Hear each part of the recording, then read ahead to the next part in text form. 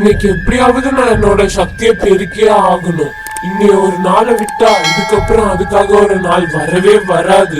என்னுடைய பலத்தை அதிகரிச்சாகணும். ஐயோ, ஆனா என்ன, அந்த பொண்ணோட தலையே காணோமே.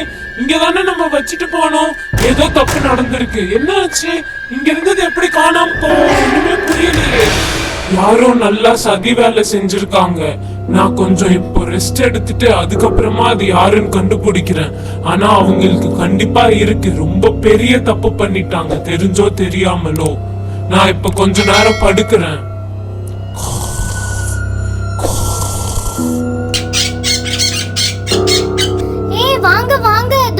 இந்த சூனியக்காரி தான் என்ன அப்படி பண்ணது. வாங்க, இவங்கள சும்மா விடக்கூடாது நம்ம. என்ன இது, ஏதோ சத்தம் கேக்குற மாதிரியே இருக்கே. யாரு நம்ம தூக்கத்துல இருக்கும்போது டிஸ்டர்ப் பண்றா? வாங்க சீக்கிரமா எல்லாரும் சேர்ந்து அவங்கள அடிக்கலாம். ஆமா, எவ்வளவு தைரியம் இருந்தா நம்ம ரோஜாவே இப்படி பண்ணிருப்பாங்க. ஆமா ஆமா, இவங்கள கண்டிப்பா நம்ம சும்மா விடவே கூடாது. எவ்வளவு நிம்மதியா தூங்குறாங்க.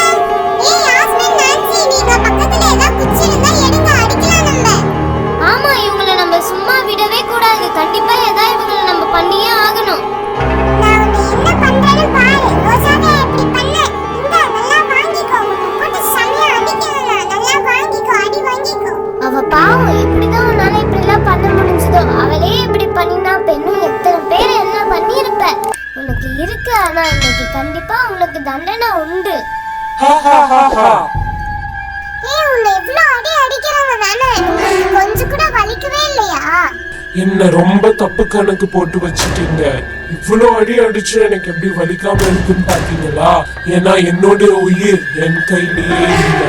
அடிங்க அடிங்க, எவ்வளோ வேணா அடிங்க, எனக்கு கொஞ்சம் கூட வலிக்காது. இவங்க ரொம்ப கும்பலா இருக்காங்க. இப்ப நம்ம இங்கிருந்து போறதுதான் நமக்கு நல்லது.